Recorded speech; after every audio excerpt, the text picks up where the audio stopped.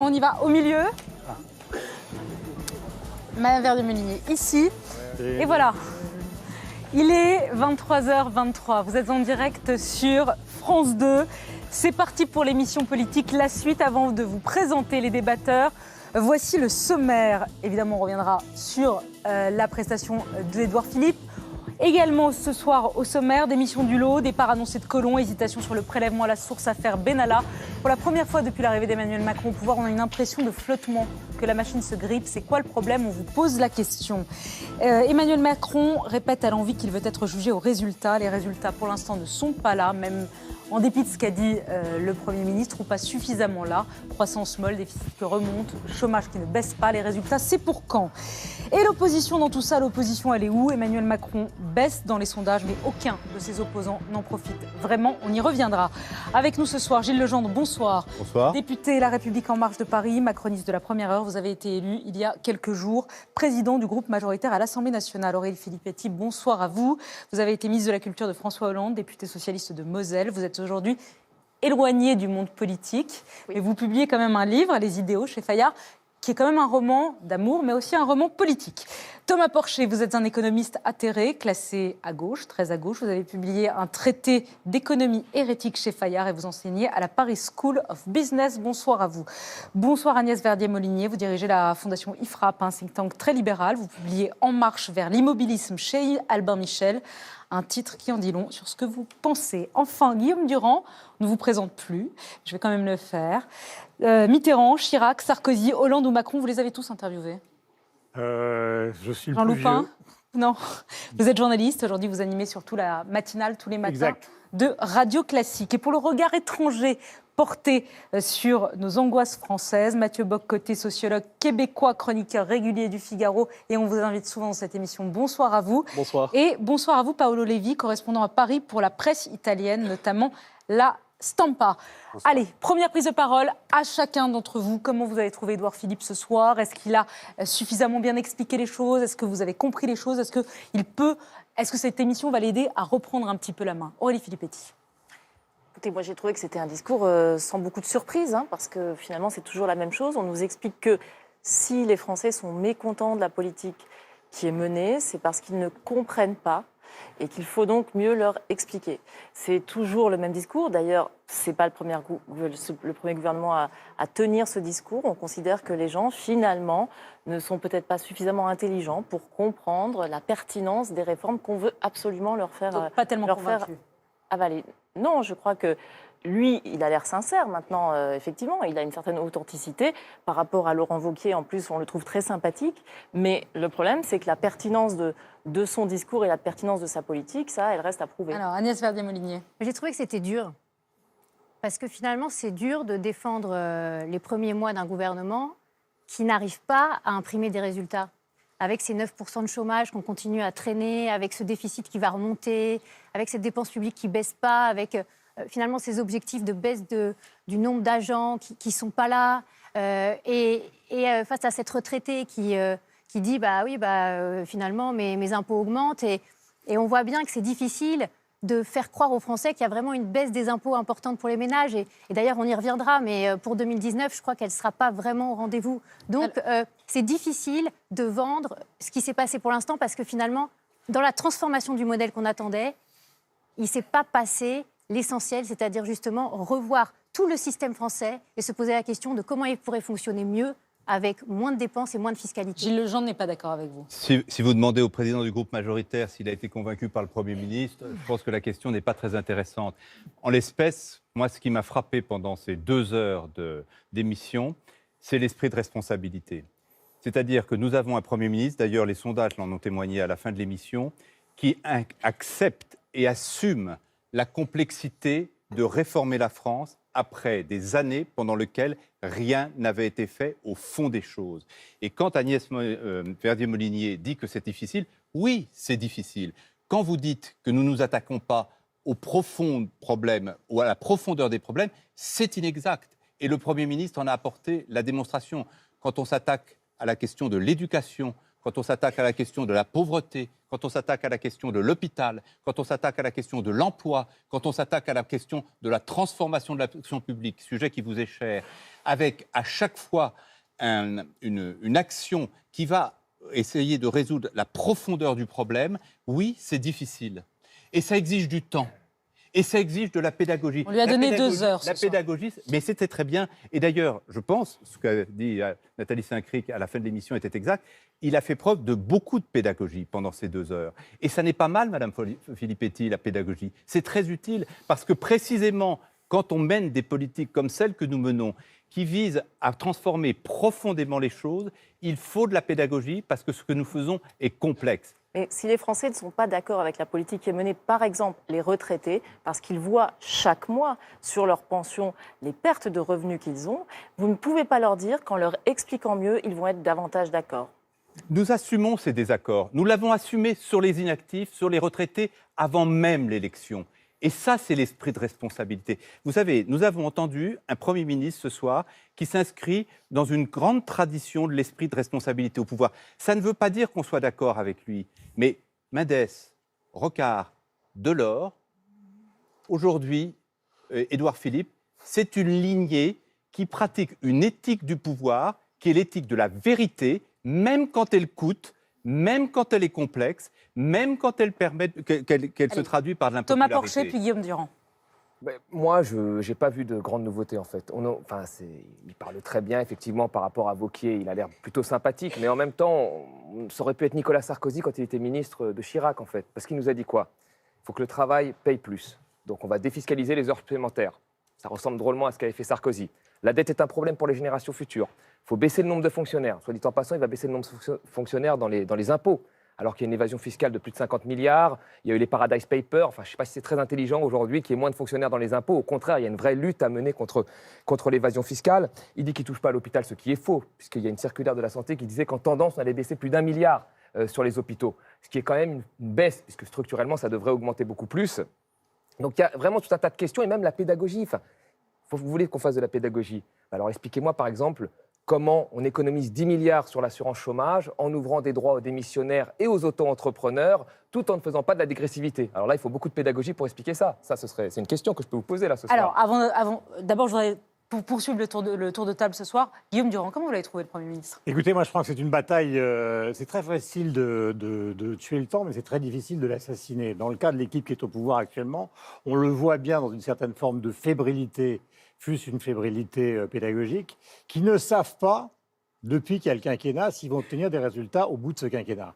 Il y a 2 présidents de la République précédents qui sont arrivés au bout du quinquennat avec des résultats qui n'étaient pas du tout ceux qui étaient prévus au début. Sarkozy parce qu'il y a eu une crise et Hollande pour des raisons que tous les Français connaissent. Donc on est un peu dans la même situation. Cette équipe-là, qui est une équipe qui est en plus totalement renouvelée, c'est-à-dire qu'il n'y a plus de Jean Gabin de la politique, de Lino Ventura, ce sont des gens que personne ne connaît. En gros, pardonnez-moi, Monsieur Collomb. Cher président. Monsieur Voilà. Collomb. Ce sont des gens que personne ne connaît et qui, pour une partie d'entre eux, je ne parle pas d'Édouard Philippe, n'impriment pas. Donc, ajouter à cette bataille contre le temps, avec une équipe qui est relativement inconnue des Français, ça change totalement le climat qui était le climat précédent l'élection, où là, on avait un séducteur, et Emmanuel Macron a joué parfaitement ce rôle du séducteur pédagogue. Mais là, le rôle du dompteur, alors j'ai noté une petite phrase qui est arrivée ce soir pendant l'émission, c'est que quand il était aux Antilles, il a dit, bon, les Gaulois réfractaires, c'était une erreur. Donc, on sent bien qu'il est en train de se rendre compte que tout ce qui vient de ces mots qu'il prononce tue toutes les choses qu'ils font. On peut prendre des exemples récents, le plan santé, Le plan pauvreté. le plan pauvreté. Il y a l'histoire de l'horticulteur. Vous en pensez du bien du plan pauvreté? Mais c'est pas le sujet, c'est que si à l'intérieur... Mais si c'est le sujet, Non, pardonnez-moi. Guillaume Durand. C'est pas le sujet. Bien sûr que je sais le fond, mais la question, c'est de savoir, c'est au président de la République de créer une perturbation telle qu'on n'arrive pas à parler du plan. Non, mais alors, moi, je rajouterais... Non, mais maintenant, on parle du président de la République. Non, mais c'est la même chose. Non, c'est pas la même chose. C'est la même chose. Chacun son Ce que style. dit Guillaume Je Durand, pense c'est que le plan pauvreté ou le plan hôpital sont pollués par les petites phrases du président de la République. Et moi, la question que j'ai envie de vous poser, je vais poser la parole, je vais poser la question à nos invités étrangers, c'est pourquoi est-ce que cette manière de parler, cette transgression, les petites phrases, la manière d'être, pourquoi est-ce que c'était son point fort pendant la campagne? Tout le monde disait, ah, c'est bien, il parle vrai, il parle simple. Et maintenant, ça devient son boulet. Pourquoi? Qu'est-ce qui s'est passé? Qu'est-ce qui a changé? Qui veut répondre? Peut-être Mathieu Bock-Côté, avant vous. En fait, j'ai l'impression que dans la campagne et après la campagne, ensuite, si je peux me permettre, l'art de la petite phrase, c'était l'art de la transgression. C'était la manière d'occuper l'espace à droite symboliquement. Souvent, sur les questions d'immigration, mais sur d'autres, il cherchait à occuper l'espace à droite en faisant des petits clins d'œil. C'était plutôt efficace, mais l'envoûtement ne dure qu'un temps. Et après le charme, s'il n'y a pas de suite au charme, s'il n'y a que technique de charme après technique de charme, une partie de l'électorat qui l'avait suivi à cause de Blanquer, une partie de l'électorat qui se reconnaissait dans une certaine verticalité, dit quelle est la suite? Et s'il n'y a que des petites phrases, les petites phrases fonctionnent de moins en moins. Vous l'avez trouvé comment face à Wauquiez? Comment vous avez trouvé Laurent Wauquiez? Je suis un peu moins sévère que deux de vos invités. J'ai plutôt l'impression que sur cette question fondamentale qui marque une différence de fond entre les deux, Laurent Wauquiez s'en est plutôt bien tiré. Sur ce terrain-là, j'ai l'impression qu'il correspond davantage à la sensibilité majoritaire des Français. Du moins, c'est mon observation. Alors, l'avis de l'Italie, si j'ose dire, Paolo Levi. Tout simplement, sur les petites phrases, c'est le rôle qui a changé. D'abord, c'était un candidat au présidentiel. Aujourd'hui, il a un rôle institutionnel et donc peut-être les Français prétendent justement dans cette solennité qui est très française de ce rôle de président de la Ve République, un peu plus de retenue. Et vous n'en demandez pas tant, vous, de vos dirigeants au pouvoir. Oui, non, nous, on est hors concours. Si j'ose dire.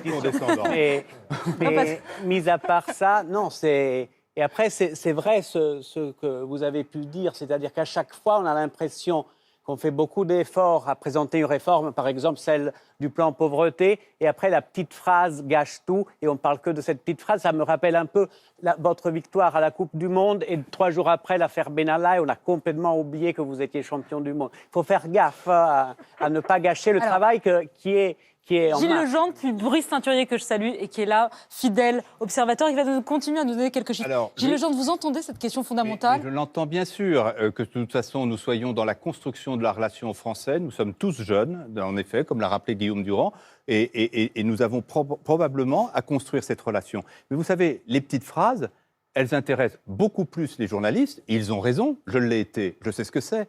Mais ils intéressent beaucoup plus les journalistes que les Français. Les Français, quand vous allez sur les marchés, quand nous retournons dans nos circonscriptions, ils ne nous parlent pas du pognon de dingue, ils ne nous parlent pas de l'horticulteur, ils nous parlent de ce que nous faisons et ils sont dans une attente, dans une très grande attente, parfois même dans une très grande colère vis-à-vis de ce que nous faisons. Je voudrais terminer.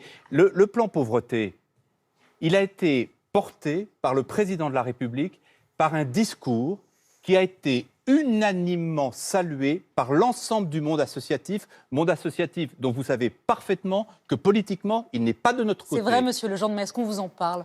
Est-ce qu'on vous en parle du plan pauvreté? Est-ce qu'il a marqué les gens? Il est passé, il n'a pas imprimé. Mais c'est faux, c'est la vérité. madame, quand on va ouvrir 30 000 places de crèche, précisément, précisément pour que les femmes qui n'ont pas les moyens de faire garder leurs enfants et qui sont dans des quartiers où les crèches n'existent pas, puissent enfin trouver un job. C'est pas concret, ça? Et vous retirez 13 milliards aux collectivités territoriales qui financent leurs crèches avec cet argent-là. Donc vous donnez 8 milliards. Vous donnez 8 milliards dans le plan pauvreté et vous retirez 25 milliards sur la sphère sociale. Les économies aujourd'hui, monsieur, portent sur l'État. Alors, les économies ne portent pas sur les collectivités territoriales. Principalement, l'année prochaine, les dépenses de l'État vont baisser de 0,8%. La totalité des dépenses vont augmenter de 0,6%. Sur les 60 milliards d'économies qu'Emmanuel Macron veut faire sur la dépense publique, il va les faire sur les prestations sociales. Les 60 milliards d'économies qu'Emmanuel Macron veut faire, il va les faire sur les prestations sociales. Les prestations sociales, c'est 70% du revenu des 10% les plus pauvres. Donc là, votre plan pauvreté, c'est une blague. Vous donnez 8 milliards et vous retirez 60 milliards de l'autre côté et 25 milliards sur la sphère sociale. C'est là que c'est une blague. Et donc on peut parler du fond là. Moi, je demande qu'on me réponde sur le fond. 25 milliards en moins sur la sphère sociale qui profite aux plus pauvres, 8 milliards de l'autre côté. Vous donnez d'une main, vous reprenez 3 fois plus de l'autre. C'est inexact. On cible les dépenses sociales sur les populations qui en ont vraiment besoin. Exemple, le reste à charge zéro sur les prothèses auditives, sur les prothèses dentaires, sur les lunettes. Et vous économisez 15 milliards sur l'assurance maladie. Et on fait en sorte en même temps que l'ensemble des prestations sociales favorisent le retour vers l'emploi. Le problème, c'est quoi? Clé. Pourquoi les Français ne parlent pas du plan pauvreté ou du plan hôpital? D'abord parce qu'ils n'ont pas encore été donnés tout à fait dans leur intégralité, avec tous les détails. Là, on parle d'annonces, on parle de choses qui n'ont pas été votées. Quand on doit évaluer une mesure, quand on doit évaluer une loi, quand on doit évaluer dans la longueur, on ne peut pas parler juste d'annonces. Il faut regarder dans le détail. Ça, c'est vraiment un sujet. Il y a des annonces en permanence. Il y a une complexité. Oui, parce qu'on réforme. Non, mais il y a une On réforme le complexité. pays, Il y a une Agnès. complexité, Gilles Legendre, que vous avez dit vous-même le mot. Et cette complexité, elle est atterrante. Parce que d'un côté, on supprime la taxe d'habitation. De l'autre côté, on veut mettre la taxe foncière des départements vers les communes. Et puis après, on se dit, attends, l'État va compenser. Mais alors, il va compenser qui? Et puis alors, après, on va mettre des points de TVA. Ou alors, attends, non, on va mettre de la CSG. C'est un bon taux incroyable. Bricolage. Donc là, il y a... Bon taux, vous dites Non, mais bricolage. on a besoin d'avoir un cap, de comprendre ce qui se passe. Le cap, on a il est très besoin clair. de pouvoir évaluer en permanence. Quand on demande d'évaluer sur les ordonnances travail, de savoir combien ça va créer d'emplois. On ne veut pas savoir combien ça permet de signer d'accords. On veut savoir, nous les Français, si ça va permettre de faire baisser le chômage. Parce que la flexibilité du code du marché du travail, c'est pour faire baisser le chômage. Donc on aimerait Ça ne avoir... marche pas tout le temps. Il n'y a, Ça marche pas tout le temps. on aimerait avoir Il y a des des pays où ça n'a pas évaluations marché, hein. Bien. dans ce sens. Je voudrais qu'on il réécoute n'y a ça. jamais eu autant en France de proportion des 15-64 ans qui est un emploi qu'aujourd'hui. Ça, faux. c'est un chiffre qui parle. Gilles Legendre, Vous savez Gilles Legendre, bien vous êtes, que le vous êtes- chômage vous êtes stagne. jeune, mais vous parlez beaucoup. Parce que vous avez dit je suis jeune, donc on le salue. On salue votre jeunesse. Si vous voulez bien, on va réécouter quand même un extrait du Premier ministre. En tout cas, je ne me place pas dans la perspective d'avoir loupé quelque chose, mais je sais d'expérience et de conviction qu'on peut toujours mieux expliquer, qu'on peut toujours redonner du sens, qu'on peut toujours aussi s'attendre lorsqu'on mène des réformes qui transforment profondément le pays et qui sont parfois difficiles à réaliser. On peut toujours être confronté à une première phase d'incrédulité, voire de désapprobation. Elle se traduit en général dans les sondages. Il faut les écouter. Pas les sondages, les interrogations. Il faut essayer d'y répondre, mais il faut aussi avancer. Et une des choses à laquelle moi je suis extrêmement attaché, c'est d'expliquer où nous allons et aussi de montrer la détermination complète, qui est la mienne, mais qui est celle de l'ensemble du gouvernement, de l'ensemble de la majorité, à avancer.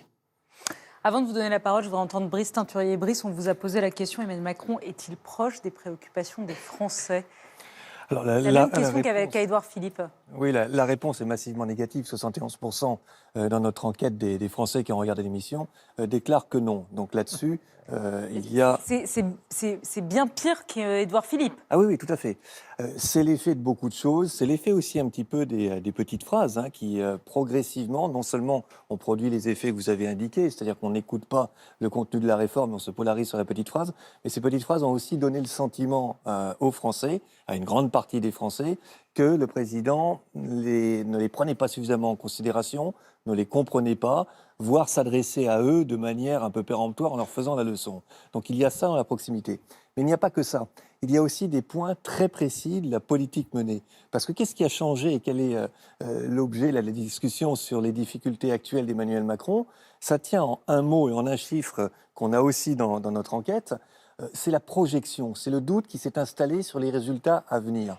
Aujourd'hui, vous avez 24% des Français qui pensent qu'à la fin du quinquennat, la situation sera meilleure et 44% qu'elle sera moins bonne. C'est ça qui a changé. Ce n'est pas une question de résultats immédiats, ce n'est pas une question d'impatience des Français. Il y a 4 ou 5 mois, les résultats n'étaient pas là, mais les Français pensaient que la situation serait meilleure demain. Et aujourd'hui, ils ne le pensent plus. C'est capital ce que vous dites. Pourquoi? 3 raisons, très simples, Alors, très rapides, 3 raisons. Bien sûr. Pouvoir d'achat, inégalité, protection sociale. Sur le chômage et sur les déficits, les Français sont plutôt partagés. Ils se disent un tiers, en gros, que ça sera mieux, ça sera moins bien ou ça n'aura pas changé. En revanche, sur le pouvoir d'achat, sur la question des inégalités aussi et sur la question de la protection sociale, là, massivement, ils doutent quant à l'avenir. Donc, il y a des petites phrases, mais il y a aussi ces éléments qui sont beaucoup plus structurants, je crois, pour les Français. Et pour le coup, ça s'appuie sur des chiffres et ça s'appuie sur des sondages. C'est essentiel, Guillaume Durand. C'est ça qui a basculé. C'est la projection. Oui. On est plus sûr que ça va marcher. D'abord, vous voyez dans les journaux, par exemple, des banquiers de gauche comme Jean-Pierre Levade qui commencent à écrire déjà le quinquennat d'Emmanuel Macron est foutu. Il l'avait écrit au premier jour. D'accord. Non, c'est pas vrai. Non, mais il l'a dit vrai. sur des réflexions concernant justement la baisse de la dépense publique qui n'est pas suffisamment forte. Mais oublions Jean-Pierre Levade. La question qui crée l'impatience chez les Français, elle est normale, c'est qu'on a le sentiment bizarre qu'on est au début du quinquennat, alors qu'en fait, c'est déjà 25% du quinquennat qui est écoulé. Donc les gens qui sont conscients que justement ce temps qui s'écoule est un temps extrêmement court, car ça n'a duré que 5 ans, ils attendent des résultats, ils ne sont pas là. Et pardonnez-moi, mais c'est une question qu'on pourrait poser directement à Gilles Legendre. Il est persuadé, je parle du Premier ministre, que les résultats vont venir. Le président de la République est persuadé que les résultats vont venir. Mais je ne suis pas certain que les résultats vont venir. Car au fond, ça a été le cas pour Hollande, ça a été le cas pour Sarkozy. Et les résultats sont venus ou après ou pas du tout. Ils ont tous Donc fait la même aujourd'hui, chose. Ils ont tous et fait le aujourd'hui, même discours. Non, ils n'ont pas Si, fait la le même même- chose. est-ce que vous Quasiment. pouvez nous donner, C'est le Gilles même Legendre, discours. pardonnez-moi, Alors. un seul exemple concret qui prouverait, dans tous les domaines que vous avez balayés depuis le début, qu'un résultat va intervenir avant la prochaine présidentielle? Gilles Legendre. Mais parce que, par définition, tout ce que nous engageons, c'est des réformes structurelles. C'est un terme un peu barbare, mais que tout le monde peut comprendre. C'est-à-dire que nous ne recherchons pas les résultats immédiats. Nous ne distribuons pas l'argent à tout va. Donc c'est normal Mais non, que mais les non, gens... non, C'est mais- normal que les gens... c'est le genre. Mais justement- mais c'est normal, oui, c'est normal. alors, Non, mais justement, c'est ce que vous faites. Je peux Non, mais répondre à la les uns question après de les Guillaume autres. Durand ou non Les uns après les autres. C'est normal. Le pouvoir d'achat, on a pris des mesures extrêmement courageuses en 2017 et en Mais 2018. je ne comprends pas En pourquoi des 2019, mesures qui visent à diminuer le pouvoir d'achat des retraités, notamment les plus pauvres, sont des mesures qualifiées de courageuses. Non. Je ne vois pas où est le courage là-dedans. ben, c'est le Excusez-moi, courage de Non, l'impopularité mais et nous savons ce que mais- ça nous coûte dans les Excusez-moi, sondages. monsieur, Laissez-la excusez-moi, parler, monsieur, monsieur Legendre. Je crois que Emmanuel Macron, il a été élu en 2017 sur l'idée que finalement il allait dépasser la droite et la gauche et qu'il allait travailler dans un sens non partisan. Et je pense qu'il y a une grande partie de ses électeurs qui ont cru en cela. Et tout à coup, il se retrouve confronté à une politique qui va creuser les inégalités. Et moi, je considère que c'est ça qui provoque aujourd'hui son impopularité. C'est que les petites phrases qui blessent les gens que ça concerne, qui blessent les chômeurs, qui blessent ceux qui n'arrivent pas à trouver un emploi, qui blessent les gens qui sont dans la pauvreté, ces petites phrases-là, elles sont interprétées La principale comme étant le inégalité dans notre fond pays, de Aurélie sa Filippetti, pensée. c'est l'inégalité vis-à-vis de l'emploi. Vous le savez L'inégalité, parfaitement. elle est La source de économique. tous les maux sociaux Mais- du pays, c'est le chômage. Et en quoi Votre est-ce que les politique chiffres a résout le creusé Non, les mais attendez, inégalités. les chiffres Attendez, bougent. ne le harassez pas, On avait, les uns après les autres. On avait un chômage de 10%, on est à 9. C'est déjà un point. Ça compte pour ceux qui sont passés Oui, de la Jacob- situation Voilà, du bah, chômage à l'emploi. Vous vouliez quoi, Guillaume Durand? Ah non, mais Vous vouliez qu'on pardonnez-moi, baisse Gilles Legendre, Pardon, mais à pardon, l'époque- à pardon, les l'époque- chiffres, ça pardon, les baisse chiffres pas, sont le têtus. chômage. Non, mais- Sur un an, depuis qu'Emmanuel Macron est arrivé au pouvoir, il a baissé de 0,3%. On a créé près de Non, mais 200 000 emplois nets Justement, dans l'économie Le française chômage, depuis un an. sur un an, Mais depuis si, un an, non, mais moins qu'est-ce qui 0,3. compte Là, La où création d'emplois. on ne peut pas être d'accord, c'est sur la question des réformes structurelles. Les réformes structurelles, l'argument de elles ne Perleval. sont pas là, je suis désolée. La réforme structurelle, c'est quoi? C'est se dire, que fait l'État? Quelles sont les missions de l'État? Que font les collectivités locales? Que fait la sécurité sociale? Où sont les doublons? Où sont les redondances? Qui a les manettes sur quel C'est la sujet? C'est aussi la transformation de demande des l'action élus publique. locaux. C'est aussi la demande des élus locaux parce qu'ils sont complètement perdus aujourd'hui. Et même s'ils n'ont pas toujours bien géré, et j'étais la première à le dire, on a été les premiers à sortir des études là-dessus, on voit très bien que aujourd'hui, ils ne savent plus trop comment se positionner justement dans les missions Le publiques. Premier ministre a très bien Et les répondu élus à cette locaux, ils sont question. furieux La parce qu'on est en réforme de train de les l'action priver publique de leur est autonomie engagée. Pas Si tous en même temps, on ne on ne coupe pas. revoit pas les missions publiques, si on fait pas C'est ce qu'on fait. si on fait pas ce travail, non, vous le faites Si, pas. Non, je suis désolée, vous le ça faites pas. s'appelle Action Vous le- publique 2022. Non, mais Il y a 14 chantiers. Vous avez enterré on en ce connaît déjà. rapport, Non, mais non, si, il a été non, publié. C'est faux. toujours pas ce Non, qu'il y mais a dedans. arrêtez, hein, arrêtez. Si, Arrêtez. on est en Et train dans ce de rapport, réformer Gilles Legendre, l'éducation, je l'ai on est lu, en train de dans ce réformer rapport, il y a l'emploi. 9 milliards de hausses d'impôts qui nous sont vendus comme des baisses de dépenses. Je suis désolée, à un moment, il faut se poser la question, est-ce Bien. qu'on veut être toujours le pays le plus fiscalisé, le plus taxé? C'est Les pour ça que impôts les baissent. Français ont peur pour leur... Agnès Verdier-Molinier, Arrêtez, les les 6 mais milliards, j'arrête vous n'allez pas pas parce que c'est sortir la les 6 milliards. réalité. Les 6 La milliards, c'est réalité. une addition. On baissera les qui- prélèvements obligatoires, c'est-à-dire Non, les impôts non. et la charge, de plus d'1 point pendant le quinquennat. On baissera les dépenses publiques, sujets qui vous sont chers. On fera de le plus bilan de- à la fin. De plus mais de 2 points. franchement, pour l'instant, il n'y a pas de Ah, mais- baisse d'impôts ah, pour je les vous donne- ménages. je- Et il y a Je suis très- d'accord, le bilan sera fait à la fin. Alors, Nous on y serons va. jugés sur le Thomas quinquennat. Porcher. Nous ne serons pas Et jugés sur sur les 15 l'histoire des premiers 6 mois. milliards, il y a un sujet, par exemple, prélèvement à la source. Il y a 6 milliards qui ne sont pas comptés dans l'année 2019 parce qu'ils seront versés par les entreprises en janvier de l'année d'après. Et ça, c'est pas compté. Vous D'accord. voyez 6 Thomas milliards Porcher. de plus qui ne sont pas comptés. Thomas Porcher, On aura s'il un- vous plaît. un déficit de 1,9 l'année Alors, prochaine. Thomas Porcher, sur- puis sur le regard étranger. Sur le retour à l'emploi, par la flexibilité du marché du travail, même le CAE, dont beaucoup des économistes du CAE, Conseil d'analyse économique, ont été des conseillers d'Emmanuel Macron, donc on ne peut pas les accuser d'être de l'extrême gauche, eux-mêmes, dans une note du CAE en 2017, disaient qu'il n'y avait pas de lien établi entre flexibilité et retour à l'emploi. C'est la première chose que je dis. Beaucoup de pays ont flexibilisé Les leur PME marché. embauchent à nouveau. Mais J'en les en PME, parlais avec non mais Daniel Cohen attendez. Parlons de ça. doucement, Ah oui, Parlons de c'est ça. important ça. Parlons de ça. Doucement. Le gisement d'emploi, il est là. Hein. Oui, mais 50% des salariés aujourd'hui ne sont pas dans des PME, ils sont dans des grandes entreprises, monsieur. Les PME, c'est une petite partie. Alors, vous pouvez faire votre politique pour les PME, Non, parce mais que c'est très 50%, mais attendez, 50% des salariés sont dans des grandes entreprises, c'est-à-dire des entreprises intermédiaires ou des grandes entreprises, qui font 80% des exportations. C'est pour ça qu'il faut Et donc, développer les PME. vous mettez les PME en avant pour justifier vos réformes, mais vos réformes, elles profitent à qui, comme le CICE? Elles profitent aux grosses entreprises du CAC 40. Elles ne profitent Les pas aux réformes PME. qu'on a fait sur l'ordonnance du droit réalité. du travail, c'est pour les PME. Mais ça la profite loi tout autant PAC aux grandes que entreprises. que nous discutons Ça en ce moment à profite l'Assemblée nationale, c'est directement fléché Je ne crois vers pas. les PME. Non, non, je ne crois quand pas. on simplifie Je ne les crois pas seuils, parce qu'elle s'applique c'est à pour l'ensemble. simplifier la Elle vie des s'applique à PME. l'ensemble Allez. des entreprises. Je avant- finirai sur une chose. Je me permettez-moi. Allez-y. Toutes les pays qui ont flexibilisé le marché du travail, qui ont coupé la dépense publique, comme vous, qui n'a rien de révolutionnaire, contrairement au titre du livre d'Emmanuel Macron en campagne, révolution. C'était le Royaume-Uni. C'était les États-Unis. C'était même le Super Job Act de Matteo Renzi. Et politiquement, ça a donné quoi?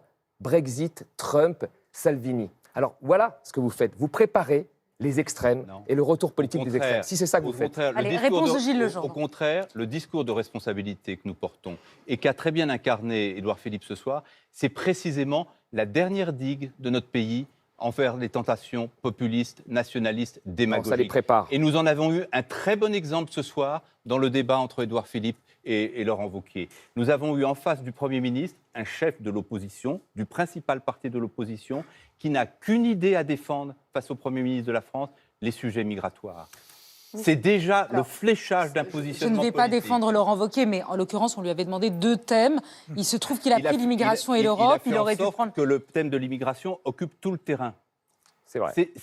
C'est une posture qui Alors, montre parfaitement Mais l'opposition vous ne croyez pas que entre ce les qui deux. fait le lit des populistes, c'est d'arriver toujours avec un déficit à 98 milliards d'euros, c'est de continuer à faire monter la dette. Le déficit fera 1,9 l'année prochaine. Vous le savez très sur bien. l'État, Ça n'a sur jamais l'État, été. on est à Il y 98 a milliards trop en de- 2019. Oui, mais alors, attendez, ce qui c'est compte, par pas, rapport c'est à la pas flambant, c'est pas glorieux. il baisse progressivement et à la fin du quinquennat, il se rapproche de zéro. le Alors, déficit Ok, pour public. l'instant, il n'en prend pas la route. Mais le si, regard, Contrairement à si, ce il que baisse, dit Thomas il Porcher, baisse, il je ne baisse, crois pas que Agnès vous baissiez la Verdier-Molinier. dépense Il publique. baisse. Vous continuez avec la dépense publique de la même manière augmentation que de la les, dépense sur les publique cette précédents année, augmentation gouvernements. de la dépense publique cette année en volume 0%. Agnès Verdier-Molinier. S'il vous plaît. Les chiffres sont têtus, Non, même quand ils franchement, vous dérangent. Franchement, Alors, stop. je crois Maintenant, que l'effort n'est Léo, pas là. le regard étranger. D'abord un pays, l'Italie. Qu'est-ce que ça vous évoque, vous qui maintenant, d'une certaine manière, effectivement, Matteo Renzi a été chassé du pouvoir, c'est Matteo Salvini qui est aujourd'hui au pouvoir en Italie. Quel regard vous portez? Est-ce que vous vous dites, au fond, Emmanuel Macron, c'est le dernier rempart en Europe contre cette montée des populismes? Oui, bien sûr, il porte, c'est le seul presque aujourd'hui qui porte encore un discours europhile, et heureusement, parce qu'il y en a besoin. Et je trouve que sur le bilan, là, vous allez un peu trop rapidement, c'est-à-dire que, à mon avis, dans ce pays qui, bien sûr, se revendique de cet héritage très important de Descartes, l'irrationalité est en train de prendre un peu le dessus parfois, parce qu'on est passé de l'année dernière où il y a eu, c'était l'état de grâce, donc on avait l'impression que Emmanuel Macron était le Messie, qu'avec un coup de baguette magique, il aurait pu résoudre tous les problèmes du monde.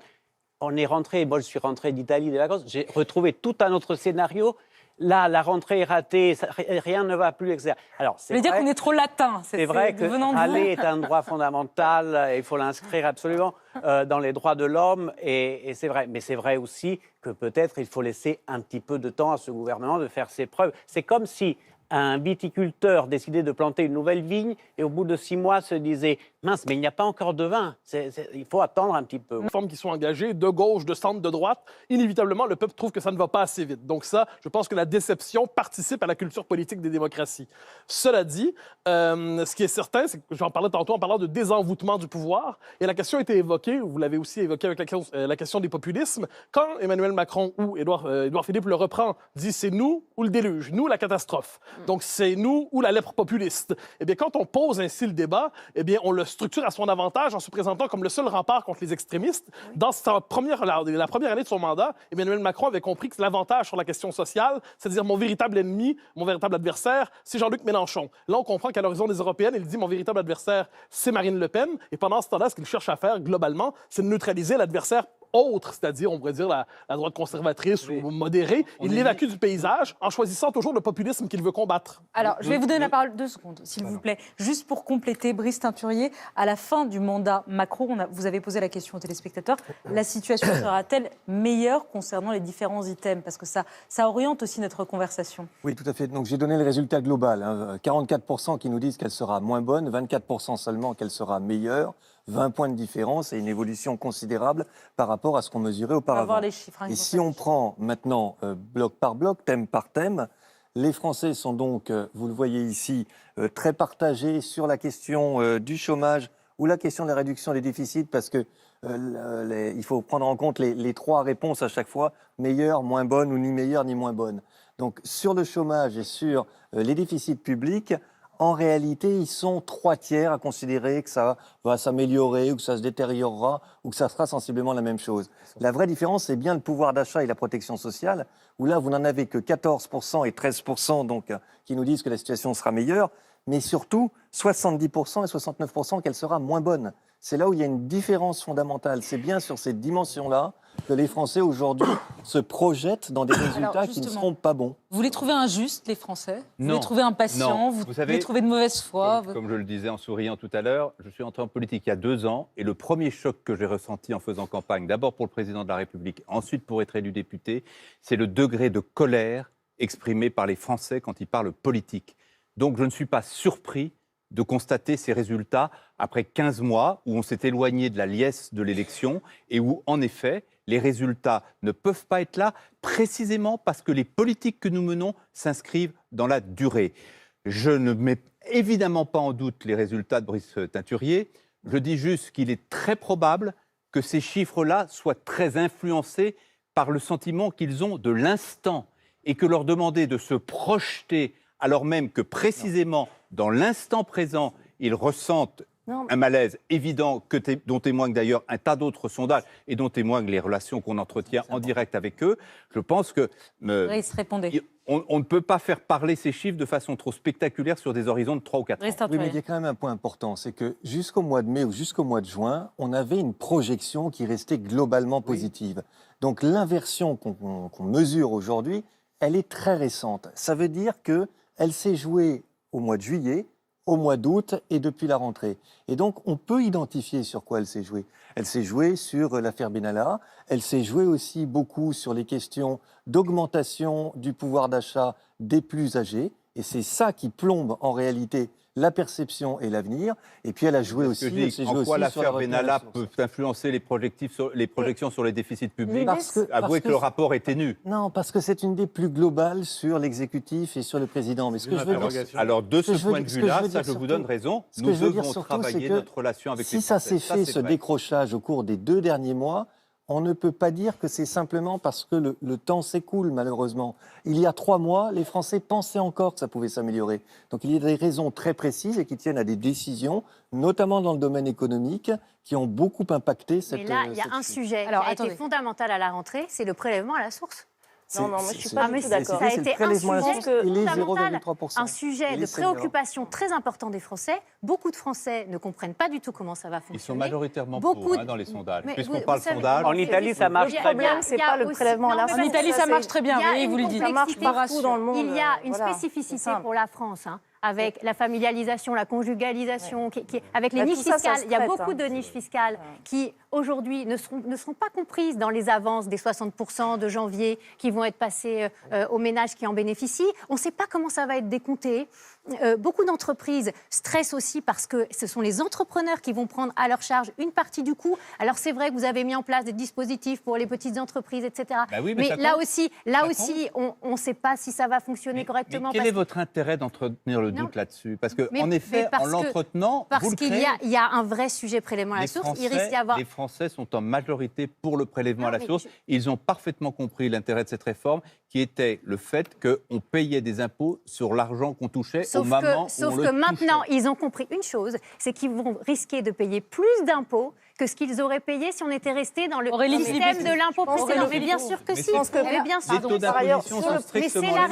réalité. C'est de Aurélie l'obscurantisme Filippetti fiscal. a un Pas du tout. Ça n'a rien Aurélie d'obscurantisme Filippetti fiscal. a je un crois pas. déficit de parole. On y va. Moi, je pense que le problème, c'est pas le prélèvement à la source, qui est une mesure, de toute façon, qui nécessitera une période de transition. C'est toujours compliqué, les périodes de transition. Vous êtes d'accord qu'il y aura des bugs, mais ce sera très mais compliqué. c'est Il y une aura des bugs, d'autant plus transition. qu'on retire des fonctionnaires dans les que centres ça d'impôt. Mais ça Donc, marche il y a un risque en pour partout l'adaptation dans de le faire les monde. bugs. voit midi Ça à marche, son horloge, ça marche hein. partout Non, mais- dans le monde et il n'y a pas de raison que ça ne marche pas en France. Mais là, je pense que le vrai problème, ce n'est pas cette mesure qui est une mesure technique, c'est le sentiment Elle n'est pas d'injustice que qui se technique. dégage de la politique économique qui est menée. Et ce sentiment d'injustice, il est né au fur et à mesure. Au départ, Emmanuel Macron bénéficiait d'un grand crédit et d'une grande confiance chez l'ensemble des Français qui, évidemment, attendaient quelque chose de nouveau de lui. Et puis, en fait, on se retrouve avec... Et en fait, on se retrouve avec une politique juste simplement très conservatrice, du déjà vu, et en plus, avec ce sentiment qu'elle bénéficie à ceux qui ont déjà, eux, énormément profité au cours des 10 dernières années, alors que le monde et la France étaient en crise et que les plus pauvres payaient durement 8 le milliards coût de d'euros la contre crise. la pauvreté, Ah ben, c'est une mesure d'injustice. C'est la même chose que le coût de la suppression de l'ISF, de l'exit tax et de 30% sur 8 milliards d'euros contre la pauvreté, c'est beaucoup plus que la suppression de l'ISF. Ah non, non, beaucoup plus. Les trois Guillaume Durand. Non, simplement la bataille des chiffres, elle est normale, c'est ce qu'il y a de plus important. Mais la politique, c'est aussi une littérature en action. Ça, c'est vrai. Ça existe. Et aujourd'hui, comme nous sommes un peuple éruptif, il faut quand même remarquer qu'on a élu 2 présidents avant Macron pour les flinguer. C'est-à-dire qu'il y a quelque chose d'ambigu dans l'attitude des Français. Il suffit de regarder l'histoire de France, la Révolution française, 1830, 1848. Enfin, les Français ne sont pas des gens calmes. C'est une foule sentimentale, comme le dit Souchon. Et cette foule sentimentale, il va falloir la charmer. Il va falloir trouver un discours qui, justement, va permettre à la société française de sortir de la fragmentation, d'accepter la compétitivité, d'accepter d'une certaine forme d'inégalité parce qu'elles existent, mais en même temps qu'il y ait une sorte de cohésion nationale. Ils n'y arrivent pas, Guillaume Ils n'y Durand. arrivent pas. Non, on a l'impression que c'est... Vous avez raison, on a l'impression que c'est l'histoire qui se Pardonnez-moi, répète. je termine parce que dans le rôle du séducteur, Macron a été très bon. Dans le rôle du dompteur, il est contesté.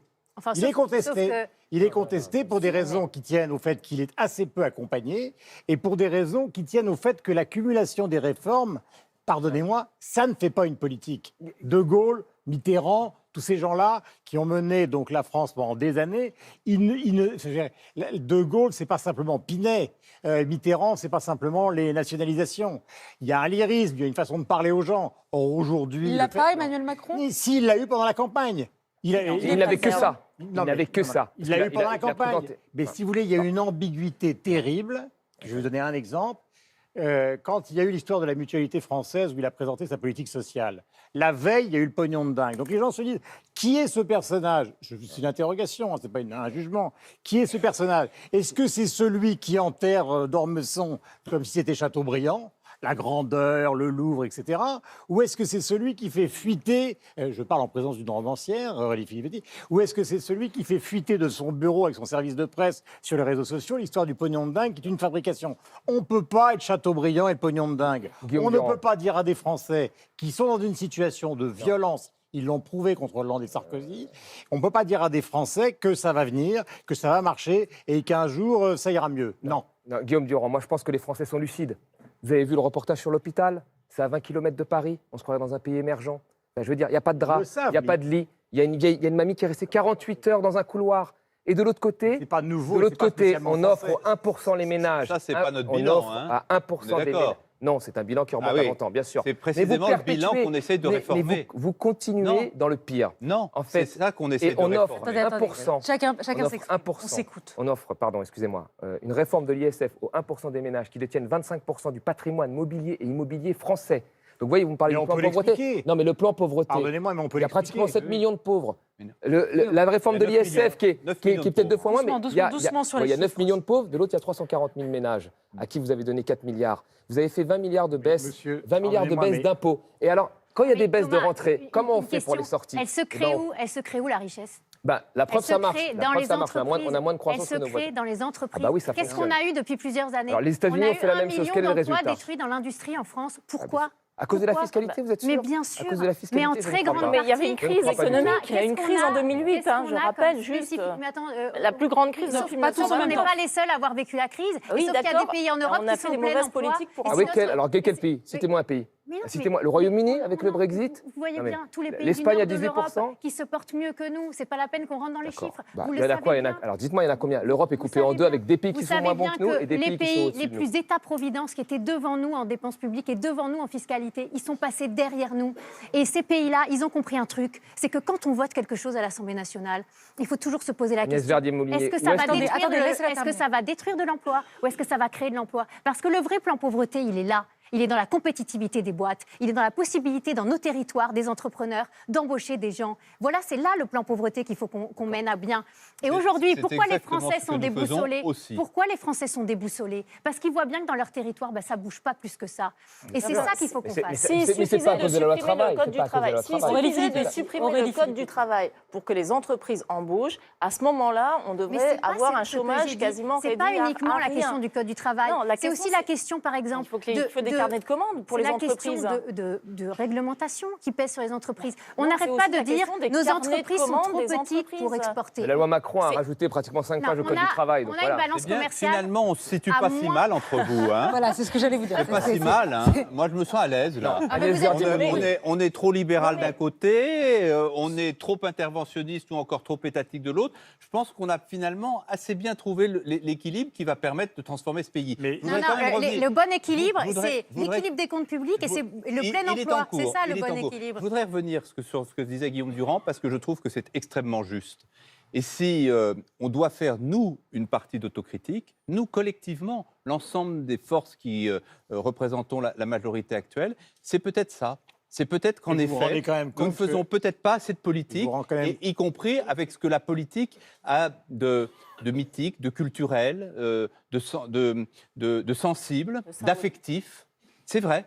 Mais Moi, par je exemple- Mais vous savez, l'accepte, mais vous ce savez- reproche. mais vous savez Je très bien l'accepte. que la dernière présidentielle a décapité la classe politique. Ah À non. votre profit, tant mieux. Non, mais pas l'essentiel pas de ceux profit, qui sont c'est venus pas à une l'émission question de profit. politique, pardonnez-moi, Alors justement, depuis la qu'elle transition existe, est toute n'existe faite. plus. La Je voudrais quand transi- même donner deux Ouais. éléments parce que c'est quand même important. Il y a quand même eu le départ du lot qui était surréaliste. Le type arrive à France Inter le matin, il ne sait pas très, il vient. Et tout d'un coup, devant ses conseillers ébahis, il découvre, vous y étiez, ma chère Léa, il découvre qu'il va donner sa démission. C'est quand même assez bizarre. Vous voulez dire quoi sur Hulot en fait Mais vous trouvez ça normal qu'un gouvernement soit dirigé avec un type qui est ministre d'État qui arrive dans une Il n'avait émission rien à faire au il a- gouvernement, Hulot, c'est ça Comment- que vous Non, mais dites c'est pas ça. Je trouve que ça fait un peu de désordre. Ouais. Donc, si vous voulez, du point de vue d'Emmanuel Macron, qui était d'être l'antithèse de François Hollande, on a l'impression que c'est un peu la même chose. Vous prenez un exemple qui est très simple. Je dis, on a l'impression, parce que donner des leçons quand on est assis autour d'une table, c'est quand même assez facile. Mais l'histoire de Colomb, la une de l'Express, l'humilité, tout le monde sait très bien que ça renvoie à une vision un petit peu monarchique que Macron a d'ailleurs explicité avant la campagne du pouvoir. Je vais donner deux exemples. Il y a vous savez combien il y a de jeunes Français qui votent, qui ont plus de 50 ans 50%. Regardez Borloo, les plus de 50 ans, humiliés. Pierre de Villiers, chef d'état-major des armées, humilié. Mais c'est de l'amalgame, ça, Guillaume Durand. Mais c'est pas de l'amalgame, Mais c'est un si, comportement. Vous mélangez tout. avez vu, Vous mélangez Pierre de Villiers, qui avait Mais publiquement Et à- critiqué la politique de défense du chef de l'État, qui est aussi le chef des armées. Non, pas Et- publiquement, à si, l'Assemblée nationale. Oui, enfin, avec les caméras Il a le qui droit le de le rediffusaient faire. en direct. Je ne dis pas qu'il n'a pas le droit de le faire, je dis que les Français Non, ont perçu je ça dis- comme un acte d'autorité. Et c'en était Point. un, et bienvenue. Voilà. Et Et bienvenue. Parce que Bon, on va encourager Il y Borloo a à un travailler. an et pour- demi qui est passé. Maintenant, il n'est pas trop tard on pour mélange faire le job. tout. Allez, non plus. si vous le voulez bien, là. je voudrais Non, mais faire alors- avancer le débat. La question, c'est Non. mener les réformes avant Je la n'ai pas Ça, répondu ça, sur on l'a Hulot. hein. entendu. Est-ce que quelqu'un était au courant du lot? Mais non, il l'a dit. Il a dit qu'il n'avait pas prévenu ni le Et chef vous ne de trouvez l'État. pas ça curieux? Mais c'est une responsabilité du Hulot. Ce n'est pas une responsabilité ni du président de la République, ni du Premier ministre, ni du gouvernement, qui par ailleurs est un gouvernement Vous savez qu'ils l'ont vu. extrêmement cohérent. Vous savez, pardonnez-moi, parce qu'il faut que le ton se baisse. Vous savez qu'ils l'ont vu des dizaines de fois pour essayer de le calmer, pour qu'il reste. Mais oui, mais écoutez, ça c'est la personnalité Alors, de Hulot c'est est- sa nature. Mais non, mais attendez, je ne vois pas en quoi Bah, c'est l'attitude le de Hulot, symptôme. dans sa manière d'annoncer la démission, disqualifie la pratique gouvernementale, sa cohésion. Ça trouble Vous les avez- Français. la démission du Hulot, c'est vrai. Elle a troublé les Français. Ah ben voilà. C'est vrai. Parce qu'il jugeait plus le représentant d'un courant de pensée que l'homme politique. S'il vous plaît, juste pour faire avancer le débat, Emmanuel Macron baisse dans les sondages, Édouard Philippe baisse également dans les sondages, mais C'est personne déjà arrivé. Hein. personne n'en profite réellement. C'est pour aller dans votre sens. Personne n'en profite réellement. Jean-Luc Mélenchon est toujours l'opposant numéro 1, Marine Le Pen retrouve quelques couleurs, mais il ne perce pas vraiment. La gauche est toujours atone. Et Laurent Wauquiez, c'est Laurent Wauquiez. On ne sait pas encore parfaitement s'il a repris la main Ce ou soir, pas. on a su, je trouve. Comment on va expliquer ça? Je vais poser la question à Brice Teinturé. Mais d'abord, justement, on va revoir Laurent Wauquiez, si vous le voulez bien, une petite séquence. Laurent Wauquiez face à Édouard Philippe ce soir. Je crois dans l'Europe. Je crois qu'aujourd'hui, elle est entrée dans une profonde crise. Et je crois qu'il faut qu'on la change. Et ce que je veux dire à ceux qui nous écoutent, c'est qu'il n'y a pas qu'un seul chemin. Il n'y a pas que Emmanuel Macron ou le chaos des extrêmes. Il y a un autre chemin pour ceux qui croient dans l'Europe, mais qui veulent une Europe qui protège et qui régule mieux ses frontières. C'est ce que nous nous emploierons à porter dans la campagne européenne. Est-ce que 18 mois après, ça reste quand même, malgré la chute dans les sondages, Emmanuel Macron et le désert français au niveau de tout... Ça, c'est sa chance majeure. C'est l'explosion de toutes les formes d'opposition, en tout cas qui ont beaucoup de mal à se restructurer, avec dans chaque parti des oppositions qui sont frontales. Alors justement, question qu'on vous a posée, Brice Teinturé, que vous avez posée aux téléspectateurs. Est-ce qu'ils feraient mieux s'ils étaient au pouvoir avec les autres? Quelles sont les réponses sur les autres? Donc à chaque fois, est-ce que chacune des formations politiques suivantes ferait mieux, moins bien ou ni mieux ni moins bien? Quand vous regardez la colonne « ferait mieux », c'est encore extraordinairement à l'avantage du gouvernement et d'Emmanuel Macron, puisque vous le voyez, 18% seulement de Français considèrent que la France insoumise ferait mieux, 10% pour le Parti socialiste, 17% pour les Républicains et 17% pour le Rassemblement national. Cela étant, il y a quelque chose qui est en train de se passer et qu'on voit dans la colonne de « il ferait moins bien ». Alors pour la France insoumise, le Front national et le Parti socialiste, vous avez des chiffres massifs sur le moins bien, 55% ou 49 et 47%. Pour les Républicains, en revanche, on est entre guillemets qu'à 35% de « il ferait moins bien ». Qu'est-ce que ça veut dire? Ça veut dire que progressivement, malgré tout, la force qui peut se présenter comme une alternative, c'est plutôt les Républicains pour les Français. Parce que c'est chez les Républicains que le pourcentage de Français qui considèrent qu'il ferait décidément moins bien est le plus faible. Alors c'est encore très modéré, on le voit ici, on n'a encore qu'un faible pourcentage de Français qui nous disent qu'il ferait mieux, mais là il y a quelque chose qui commence à évoluer par rapport à ce qu'on disait notamment sur la France insoumise. Aurélie Filippetti, vous le voyez, la gauche en tout cas, puisque c'est votre camp, atone, inexistante, ne ferait pas mieux. Oui, mais c'est normal, on a été au pouvoir pendant 5 ans. Et ça s'est soldé par ce désastre. Donc effectivement, c'est normal que pour l'instant, les gens ne nous fassent pas confiance. Enfin, en tout cas, à la gauche dite de gouvernement, c'est-à-dire au Parti socialiste.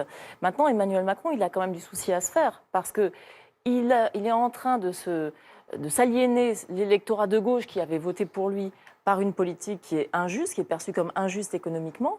Et il est en train de s'aliéner une partie de l'électorat de droite qu'il avait soutenu avec justement ces problèmes de gouvernance et au fond d'autorité à l'intérieur même de son propre gouvernement et de sa propre majorité. Donc son socle est en train de s'effriter. Et au fond, qu'est-ce qui va lui rester? Il va lui rester quoi? Les libéraux économiques? Parce qu'il est aussi en train de perdre ceux qui sont les véritables libéraux politiques sur la question... On n'a pas encore compris Agnès Verdier-Molinier, il y a encore du boulot. Sur la question des migrants, il s'est aliéné toute une partie de ses soutiens à cause de son refus d'accueillir dignement des migrants en nombre à la hauteur de ce que peut faire la France. Donc il s'est aliéné une grande partie de ses soutiens qui avaient cru en lui par des discours très progressistes pendant la campagne électorale de 2017. Et donc finalement, il se retrouve avec un socle électoral qui, à mon avis, là, est quand même extrêmement fragile. Sur l'immigration, il est le seul qui aujourd'hui est en train de proposer des mesures autour desquelles s'organise le débat européen pour lutter contre les problèmes migratoires. Donc, ne caricaturez pas la position le du président de la naufrage, République. si j'ose dire, sur de les notre sondages, politique migratoire sur l'Aquarius est quand même troublant. Aquarius 2 est déjà la preuve qu'on a progressé sur le sujet par rapport à Aquarius 1. Sur les sondages, Moi, je ne me réjouis pas des sondages-là, qui donnent l'impression qu'on a une sorte de terrain sur lequel on pourrait se déployer totalement. Les sondages que décrit Brice Teinturier, ils illustrent parfaitement le niveau de colère, de scepticisme, de nihilisme de la société française vis-à-vis de la politique. Et ça fait peser sur nous une responsabilité énorme. Et il y a deux manières de répondre à ce nihilisme. Il y a la démagogie. On en a eu quelques exemples ce soir lors du débat entre Édouard Philippe et Laurent Wauquiez. Et puis, il y a encore, j'y reviens, l'esprit de responsabilité, c'est-à-dire accepter la complexité de la réforme du pays, l'expliquer le mieux qu'on peut. Et de ce point de vue, Guillaume Durand, vous avez parfaitement raison, on a d'énormes progrès à faire, pas simplement en pédagogie, mais pour politiser, pour asseoir notre action sur un discours, sur un récit qui redonne aux Français la confiance dans leur avenir et accepter aussi l'impopularité quand nous sommes absolument certains que les mesures que nous prenons produiront des résultats. De ce point de vue-là, nous sommes probablement en avance sur les Français, mais c'est notre mission, c'est pour ça qu'ils nous ont élus. Vous êtes dans l'illusion comme les gouvernements avant Vous êtes surtout dans la continuité, moi, je pense. Mathieu Bock-Côté et Paolo Levi, quel regard vous portez sur cette absence d'opposition ? Les 18 mois après l'arrivée au pouvoir d'Emmanuel Macron, personne n'émerge véritablement. Mais elle commence à prendre forme, néanmoins, si je peux me permettre. Si on regarde le travail qui se fait à droite, notamment, le travail intellectuel, par exemple, de Retailleau a été souligné à plusieurs reprises, je crois. Wauquiez réussit quand même à s'imposer dans ce qui reste de son camp, mais ce qui demeure son camp. J'ai l'impression qu'il a une autorité qui, sans être incontestée, est ferme. Et surtout, on l'a compris ce soir à tout le moins, la grande force d'Emmanuel Macron, me semble-t-il, au début, c'était la compétence socio-économique. On devinait qu'il avait là une force, on lui en prêtait peut-être moins sur les questions identitaires, l'immigration et tout ça. Or, ce qu'on constate, c'est qu'en ce moment, sa compétence socio-économique est peut-être moins grande, ou à tout le moins, sa force est moins grande qu'on le croyait. Et sur le terrain de l'immigration, là où Wauquiez décide de le confronter, et sur ce terrain-là, la droite est plutôt avantagée, ou à tout le moins sur le plan de la sensibilité du pays, le type de proposition, la culture politique globale. Donc, de ce point de vue, j'ai l'impression que Wauquiez choisit son terrain. Et si la réponse d'Emmanuel Macron, c'est lèpre populiste, eh bien, il risque d'attraper quelque chose comme lui, comme une forme de maladie de l'impuissance de son côté, si c'est la réponse. Lèpre populiste. Paolo Levi. Oui, je trouve que l'opposition n'est jamais complètement morte. Je vous fais l'exemple de mon pays où on avait Matteo Salvini, qui est aujourd'hui le ministre de l'Intérieur, qui aujourd'hui dirige le pays d'une main de fer aux dernières élections européennes. Donc, il y a 5 ans, en 2014, il avait pris 6%, 7%, rien. Et aujourd'hui, 5 ans après, il est au pouvoir. Oui, donc, il faut faire vraiment très, très gaffe. Surtout quand moi, j'ai ce petit avantage italien, parce que les deux pays se ressemblent beaucoup, seulement que nous, on a eu une séquence juste 5 ans avant vous. Il y a eu l'homme neuf, il s'appelait Matteo Renzi. Comme Macron, il est arrivé, tout le monde était enthousiaste. Il a fait un train de réforme à un rythme fou. Et ensuite, aujourd'hui, on se retrouve au bout de 5 ans avec tout un autre paysage politique. Donc, il faut absolument faire attention et ne pas répéter les mêmes erreurs que Renzi a pu commettre en Italie, surtout sortir de Paris et aller à l'encontre des Français. Dans les provinces, chercher de comprendre vraiment le malaise profond de la France. Parce que ce n'est pas à Paris qu'on voit ces choses. S'il n'y a pas d'opposition, c'est aussi que la gauche et la droite ont déçu parce qu'ils s'étaient engagés à réformer ce pays.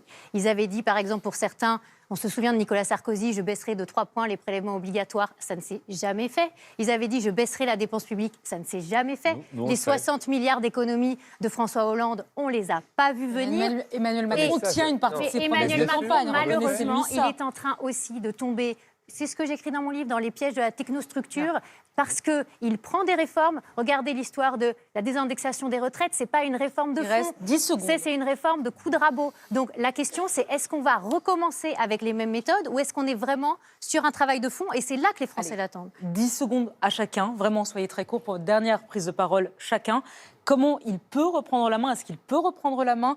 Comment vous voyez les mois qui arrivent? Aurélie Filippetti, 10 secondes chacun, vraiment, soyez concrets. Moi, je pense qu'il faut qu'il devienne finalement un véritable homme d'État, c'est-à-dire qu'il accepte de surprendre et de dépasser ses propres blocages idéologiques, qu'il aille écouter ce que les gens qui sont mécontents aujourd'hui, qui sont en colère, ont à lui dire et qu'il soit plus proche d'eux. Emmanuel Macron, c'est la continuité de Nicolas Sarkozy et de François Hollande. D'ailleurs, il était dans le gouvernement de François Hollande. Il met juste le curseur un peu plus loin dans les réformes de droite, libérale, et je pense que ça prépare le pire. Et l'exemple italien, et ce que nous a raconté ce journaliste italien, est vraiment ce qu'il ne faut pas faire. Et pourtant, on va dans cette voie-là. Guillaume Durand. Moi, je ne crois pas du tout que les partis non de gouvernement, c'est-à-dire les partis qui ont des programmes économiques farfelus, puissent accéder au pouvoir en France. Dans la tête de Macron aujourd'hui, l'opposant numéro 1, celui qui va rencontrer au présidentiel, c'était votre invité, c'était Laurent Wauquiez. Il en est persuadé. Il pense que Marine Le Pen n'est pas capable et il pense que le programme de la France Insoumise est totalement incohérent sur le plan économique. Donc il se prépare, mais il ne peut pas choisir son adversaire dans un contexte où aucun président de la République n'a affronté son adversaire entre les deux, enfin, entre la présidentielle, donc l'élection, et la prochaine. Il aura évidemment, c'est un peu ce qu'avait fait Mitterrand en 92, c'est-à-dire que l'Europe s'était perdue, il est allé chercher ce gain pour essayer de valider son discours qui était contesté par les Français. Il faudrait que Macron puisse débattre avec celui qui est le plus crédible. 10 secondes chacun. L'idée, c'est vraiment de renouer avec les Français en sortant de la complexité, en expliquant les choses, peut-être en leur posant des questions en direct, pourquoi pas par des référendums, pour avoir la légitimité. Gilles Legendre en une seconde. Moi, je crois que ce que les Français reconnaissent au président de la République et à sa majorité, c'est le courage pour réformer le pays. Ils n'acceptent pas forcément ces réformes, ils ne les approuvent pas, mais ils se rendent compte que jamais le pays n'a été dirigé comme ça depuis longtemps. La seule chose, c'est que nous devons expliquer à nos compatriotes où nous les emmenons. Merci de ce point de vue-là, nous avons des progrès à faire. Merci à tous d'avoir participé à cette émission. Merci à Alix Bouillaguet et Michel Dubourret qui l'ont préparé. Merci à Jean-Jacques M. Salem qui l'a réalisé. Une pensée ce soir pour Didier Frelier également.